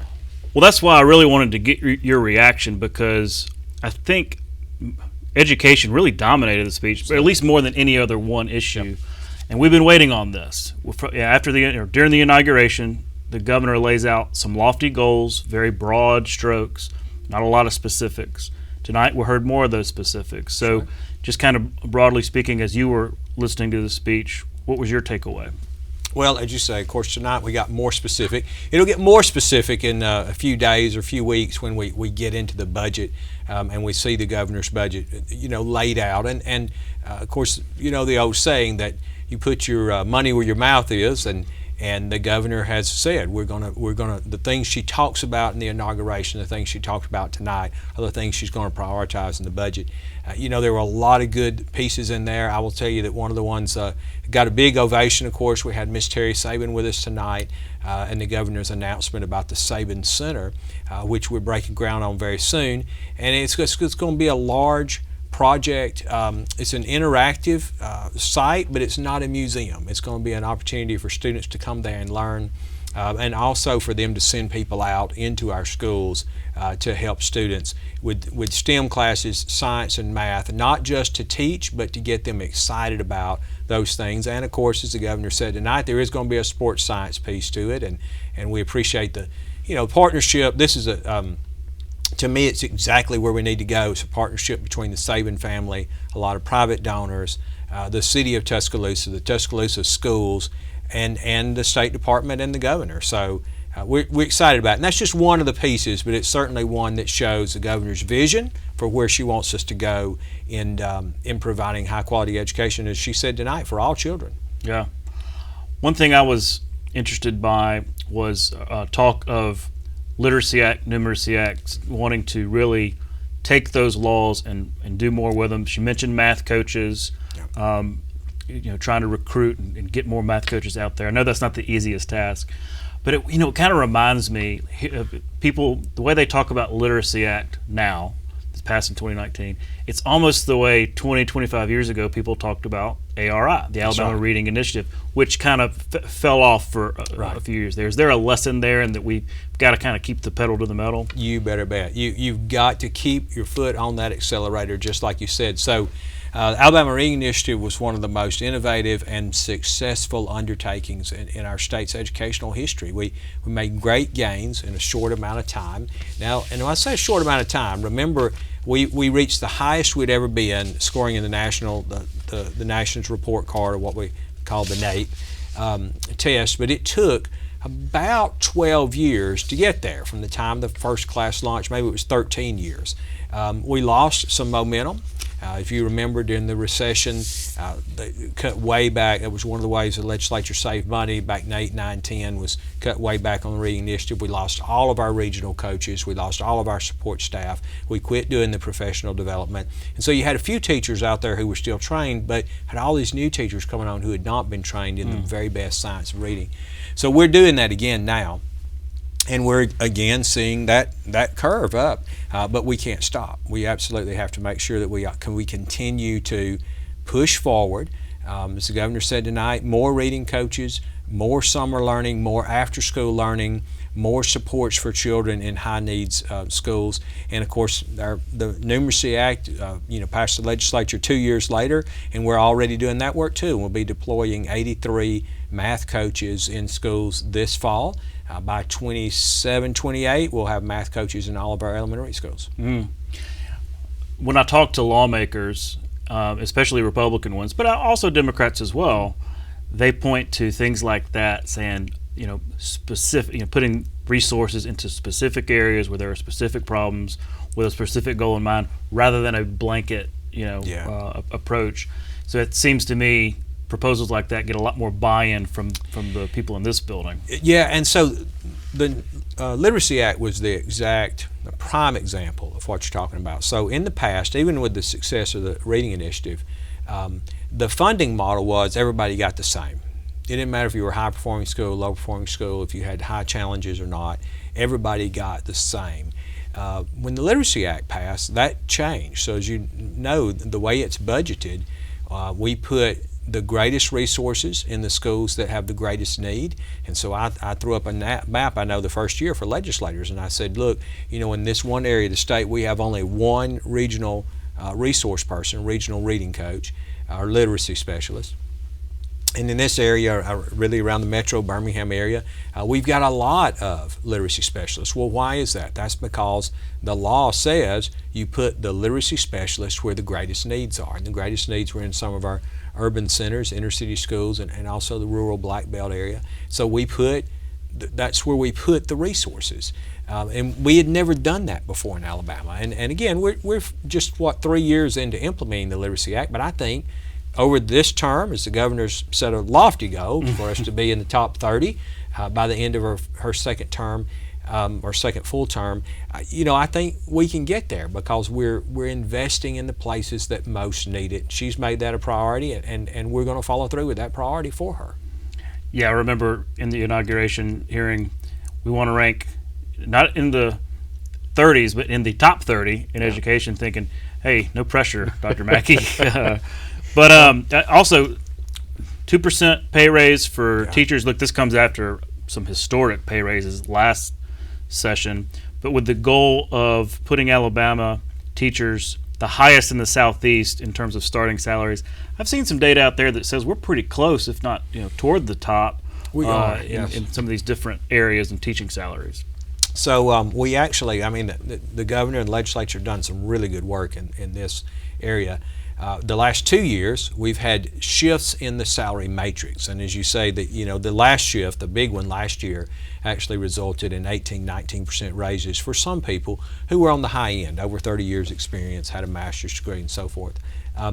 So we think that probably is settled. I'm not hearing much talk about adjusting the matrix, the way the matrix is laid out. And so the governor announced tonight 2% across the board raise, which I think going to be very welcome by teachers. And the idea that she wants us to be, have the highest paid starting teacher salary in the Southeast by the end of this term, we'll look at that. We are already pretty high, as you say. We're in the top 2 or 3 for the Southeast already, and traditionally we've been behind at the end of the career. We were way behind at the end of the career. In fact, there have been some times when we looked and we were actually the bottom of the Southeast, or in the bottom 2 or 3 at the end of the career. We were in the top few at the beginning of the career. But, the governor, it's a bold statement. I know she plans to carry it out. And one of the reasons it's bold is because Florida and Georgia, our neighbors to the north and south, are doing historic raises too. So I think what the governor signaled tonight is 2% to start. We're going to have to do more to get there over the next 3 or 4 years, but she's absolutely committed that we're going to get high quality teachers in the classroom. We're going to pay to get them. Yeah. What about principals? There's been talk of more resources to pay principals more, maybe even recruit them. Is there a shortage of principals, and do we need to address that? There's when you say a shortage of principals, there's a principal at every school, so I don't guess there's a shortage. But now, assistant principals, there is a shortage of. Okay. And it's not necessarily that there's a shortage in supply, but we don't have enough of them. So we fund a full assistant principal for a school that has 500 students. The budget proposal the board forwarded to the legislature says we need to change that to 250. So essentially 250 is kind of our bottom line base for a school. If you've got a school with 250 kids, you get a full-time assistant principal. And the reason for that is schools they're just more difficult to manage these days. We're seeing more discipline problems, teachers who need support, need help, and if you only have one administrator in that building, one is just not enough. So we're asking for more administrators in the buildings. And I know there's a lot of interest in that. I certainly can't predict what will come out, by the end of the legislative session, but we think that could happen. And I'll be honest with you, we're hearing talk, and we are talking to legislators about counselors, social workers, mental health therapists. That we just need more adults for the children in our schools today. Yeah, I've heard a lot of talk about that too. I found it interesting, the governor's comments on school choice, because that was one question kind of hanging out there. How far would she go in a school choice proposal? Because you've seen some proposals floated here over the last year or so, these education savings accounts, vouchers essentially, keeping part of your taxpayer money, income tax, to go elsewhere. She didn't go there. She she talked about school choice, but limited it to, hey, let's improve our existing choice options. Charter schools, talking about startup funds for charter schools, changing the governance of the Charter School Commission. Those are kind of complicated subjects, so I was hoping you could kind of help enlighten. What does that look like? Is that legislation? Is that working through the board on improving the current charter school situation? Well, a lot of it would have to be done through legislation. I know the governor's very interested in that. Of course, you had those fine young people from University Charter School sitting over there on her right tonight. It's a real success story there, a charter school in the rural part of the Black Belt in small town Livingston. University of West Alabama's invested a lot in that. The state's invested a lot in it, and the school's growing and seeing students come from miles and miles around. So I know the governor wants more, and she made it clear tonight, more of those kinds of schools to spread throughout the state. I know there's some frustration. I don't want to speak for her individually, but there's some frustration out there about how fast charter schools have grown. Now we're adding about 4 charter schools a year, but if you remember when that legislation passed, it actually limited to no more than 50 in the first 5 years. Well, it's been more than 5 years, and we have 12. So we've just that's this idea that we were going to be overrun by charter schools has just not happened. Part of that's startup funding. So we do provide some startup funds through the budgetary process, but it's not a lot, and that's one of the chief complaints we hear from folks who are wanting to start charter schools is they need money up front to procure a building, to set up, to get started. And of course the governor tonight said she wants to work on that, and that's something we've been talking about. The governance structure, I think we want to wait and see what a bill looks like, but certainly there's been a lot of talk. I don't want to speak for the state school board, but folks who follow the state school board know that the board feels they feel an ownership for all the children in this state, no matter what schools they go to, no matter where they live, they want to make sure they have high quality education. And yet the board is fairly limited in their not their oversight of the school. I mean, obviously they have oversight of schools and safety issues and things like that, but they don't have a lot of say-so in how charter schools are developed, how they're run. We've had a couple of weak charter schools that have not been good for the kind of charter school brand out there, and I think that's frustrating the board. They want to have more input, and they're okay with taking that responsibility on, but they want to have the authority and the oversight too. So again, without speaking for our individual board members, I think the governance model needs some changes, and I think the governor obviously recognizes that, and have not seen an individual bill, but that's certainly something I think will come in this session. Mm-hmm. Well, you mentioned the funding, the startup funds. I know that there's been debated the local funding, because state funding follows a child to a charter school. Federal funding does, but on the local level, it's basically up to them, and most of them aren't going to choose it. Yeah, that's exactly right. So the current way the charter school law is set up, they get state funding, they get federal funding, as you said, they get special education funding for those children, those kind of things. But local property tax or local sales tax from a city or county, it's up to the city or county school board if they want to share with the charter school or not. And today, that's a big difference. Yeah, it is. And right now, essentially none of them are sharing with charter schools. There might be one out there. I don't want somebody to call in and say, oh yeah, we are, but they're essentially not sharing those funds. I know that's something the governor's interested in too. And again, we haven't seen a specific bill, but this is something legislators, last year there was a lot of talk about that. Contentious. There's been talk about it in the off season, and I'm sure there's going to be something to come out of that. So, essentially county and city school boards can share that revenue if they want to, but they're not required to. And we've even had some situations where city councils and county commissioners have said, we want this to be shared, but it's not their choice. The way the law is written, it's up to the school board. And so you said the word, it's been contentious in some places. And finally, she mentioned the Accountability Act. She really just said the word. She didn't say what needs to happen. She was a little more specific on charter schools, but just basically need to use the Accountability Act as an existing choice option, I guess, more effectively. I'm not sure what that means. Maybe there'll be some proposals, like you said, in her budget. The one thing I've heard about the Accountability Act that I've sort of stumbled onto here recently is the flexibility provisions that you can actually request.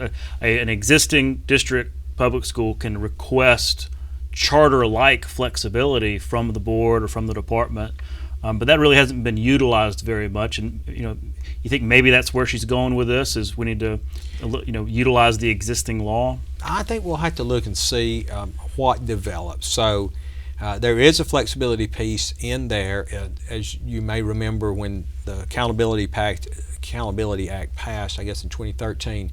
Initially, it was a widespread flexibility law for public schools. In the final version that passed, it morphed into something else and became more of a voucher law. Right. And the flexibility that was this wide got shrunk to this. So there's a little bit of flexibility, but when and we've had some flexibility waivers, but mostly when superintendents and boards have looked at it, there are so many things they can't flex. They've said, it's really not worth it. And so maybe look at that. We might have more requests for flexibility waivers. Some of those have caused a little problem. We had some flexibility waivers early on around assessment, but even though it could be flexed with state law, it couldn't be flexed with federal law. I see. And so we had to get back, and even so that flexibility some people thought they had, they didn't really have. You cannot flex tenure. So that was early on. That was what a lot of superintendents said, hey, we want to do like charter schools. Half their teachers can be non-certified. I said tenure, but I meant certification. And but that flexibility can't be extended. So I think we might look at the flexibility piece. I've got to be honest. I've said it many, many times. I've spoken with the governor and her folks about it, and legislators, that the failing schools piece doesn't need to be in there. We don't need to tell anybody that they're a failure when they're working really hard and many times making great progress. So we've got a really good school report card. It's fair and a balanced report card, I think. But the report card came along after and separate from the Accountability Act. And so, maybe there'd be a way to mesh those things together and not have so many lists out there. It's really confusing to people. Yeah, and I've heard a lot of talk about that too on the failing school thing. Like, understand the point. We need accountability. Right. We need transparency, and allow parents to understand what's going on and to motivate to improvement. But it's problematic. It's in many problematic, ways. Yeah. And the governor floated it out there. We'll have to look and see what those, as you said, the budget looks like, individual proposals around the Accountability Act. But I hear from Republicans and Democrats alike some frustrations with the Accountability Act and the promise of it was going to be a big school choice bill, and it's just never morphed into that. And so are there ways we can look at that bill and use it as a vehicle maybe for expanding school choice too? And we hear that even from the scholarship granting organizations. They have frustrations about the bill too, because there have been some issues with the way the tax credits work and actually helping them flow the money through. Now look, there are a lot of young people who are getting scholarships through SGOs, through the Accountability Act, who are getting high quality education. We have here some in Montgomery City who are getting a real benefit from it. But even from those folks, I hear frustrations that it doesn't work as perfectly as it could. So I think there's a lot of frustration around it. Maybe this would be the year. Certainly the governor said she wants to lead on that subject. Some of that could be cleaned up. Well, again, a big night for the issue of education. It's going to be a big session maybe for the issue of education. So I really appreciate you coming on the show to kind of give your reaction to it. And we'll have you on again sometime soon. I look forward to it. It's going to be a big session. It's going to be a big quadrennium. That's good right. for education. Okay. Thank you. Dr. Eric Mackey, appreciate it. And we'll be right back. You can watch past episodes of Capital Journal online anytime at Alabama Public Television's website, aptv.org. Click on the Online Video tab on the main page. You can also connect with Capital Journal and link to past episodes on Capital Journal's Facebook page. Most children in Alabama don't have access to formal pre-K programs to help them prepare for school. But all children in Alabama have access to the children's programming on Alabama Public Television. And these programs are proven to help children start school better prepared to succeed. Just watching programs like Sesame Street, Super Why, and Curious George can have a profound impact on how well kids do from kindergarten all the way through high school.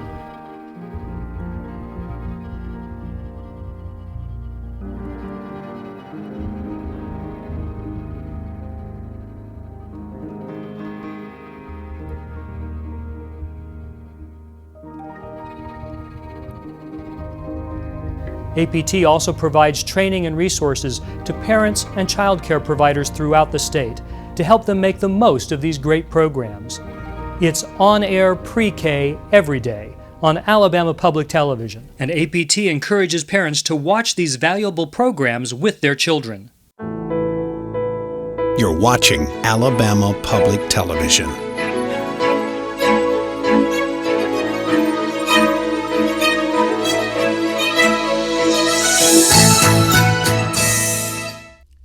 And we're back to close out our live State of the State coverage. Randy, we got about a minute. Interesting speech, a lot of good themes, a lot that we're going to be covering on Capitol Journal moving forward. It's going to be a lot. As everyone has said, this is going to be a busy session, no doubt. Lawmakers are excited. The governor, of course, is excited. She unveiled her plans for the legislative session. And you think about it, in the House, you have some 30 new members. In the Senate, 6 new members. And the state is due for some good news and a good start to a session. You think about coming out of COVID and other concerns, this is a good start, and hopefully the momentum will continue. Yeah. Well, we're out of time for our live coverage. I want to remind everybody that you can watch Capitol Journal, our coverage of the legislative session, nightly, Monday through Thursday at 10:30, right here on Alabama Public Television. And on Fridays, our weekend review is at 7:30 p.m. and Sundays at noon. For our Capitol Journal team, I'm Todd Stacy. Thank you for joining us.